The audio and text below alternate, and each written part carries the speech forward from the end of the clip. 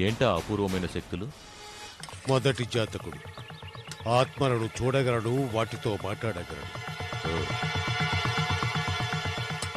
ఇక ఈ రెండో జాతకు అపూర్వమైన శక్తులు తనలో ఆవాహన చేసుకోగలడు.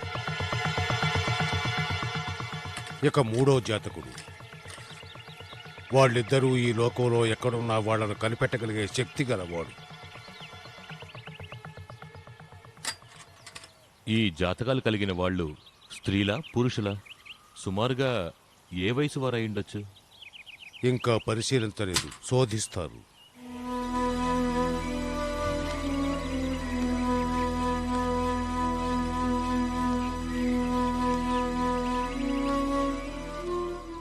ఈ అపూర్వ జాతకులు ఎక్కడున్నా మనం కనిపెట్టి తీరాలి.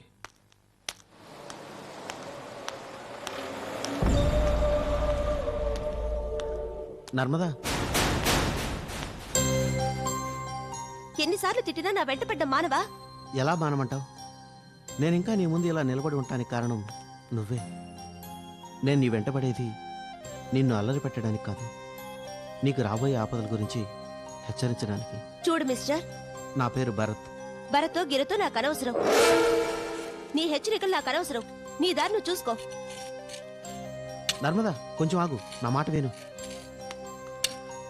సరే, ఆ చెప్పేదేదో చెప్పేసి వెళ్ళు. నా ప్రాణం కంటే ఎక్కువగా నిన్ను ప్రేమిస్తున్నాను నర్మదా. నిన్ను పెళ్లి చేసుకోవాలని ఎంత ఆశపడ్డానో నీకు తెలీదు. తెలియాల్సిన అవసరం లేదు. నేను చెప్పేది విను నర్మదా, ప్లీజ్. నా దురదృష్టం, నేను నిన్ను పెళ్లి చేసుకోలేకపోయాను. కానీ నేను ప్రాణంగా ప్రేమించే నీకు ఏ ఆపద కలగకుండా చూసుకోవడం నా బాధ్యత. అందుకే అన్నీ వదిలి వెళ్ళిపోయినా నీకోసం తిరిగొచ్చాను. నువ్వు క్షేమంగా ఉన్నావని నాకు తెలిసే వరకు తిరిగి వెళ్ళను. రకాల డ్రామాల గురించి విన్నాను గాని ఇలాంటి డ్రామా ఎక్కడా చూడలేదు. నన్ను ఆపద నుంచి కాపాడడానికి దిగొచ్చావా? సేబాష్. నీ డైలాగులని ఇంకెవరికైనా వెళ్ళి చెప్పు. నర్మదా, నీకు రాబోయే ఆపద గురించి తెలియక మాట్లాడుతున్నావు. ఆహా, ఏమిటా గొప్ప ఆపద? పెళ్ళి. పెళ్ళా? ఎవరికి? నీకే. మీ వాళ్ళు నీకు సంబంధం చూశారు. ఆ పెళ్లి చేసుకుంటే నీకు ప్రమాదం. వద్దు, ఆ పెళ్లి నువ్వు చేసుకోవద్దు. షటప్. నన్ను ఫాలో చేయడమే కాకుండా మా వాళ్ళ మీద కూడా నిఘా వేశావా? నీకెంత చెప్పినా బుద్ధి రాదా? లీజర్, నేనేం చేయాలో నాకు తెలుసు. నర్మదా, నా మాట విను, ఈ పెళ్లి చేసుకోకు. Go to hell.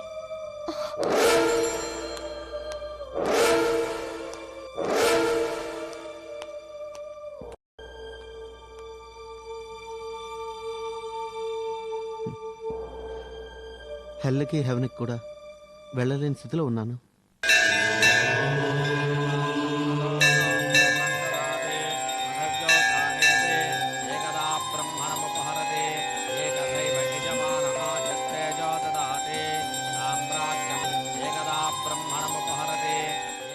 అబ్బా, కనకదుర్గమ్మ తల్లి, నువ్వు చేసేది నీకు న్యాయంగా ఉందా తల్లి?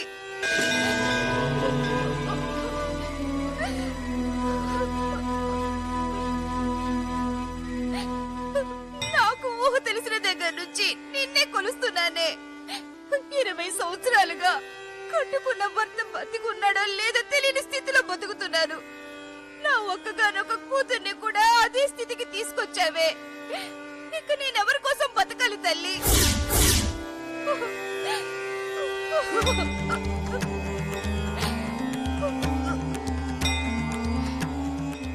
నేను నీకు నిజమైన భక్తురాలనని నువ్వు నమ్మితే నా కూతురు జాడ నాకు తెలియజేయి. నా కోరిక తీరకపోతే నేను నీ గుడికి రాను. రావడానికి నేను ఇక మిగిలుండను కూడా.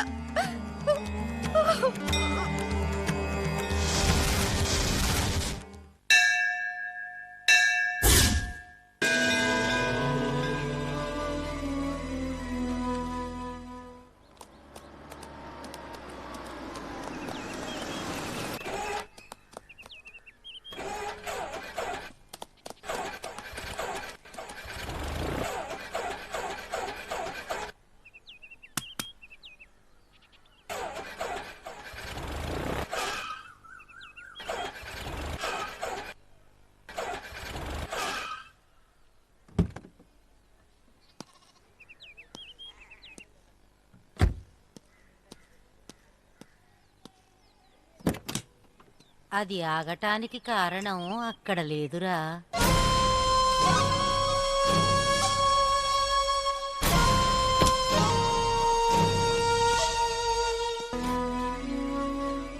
ఒక అమాయకురాలు పడే బాధను ఆపటానికి నీ సహాయం కావాలని ఆ భైరవే ఈ యంత్రాన్ని ఆపిందిరా.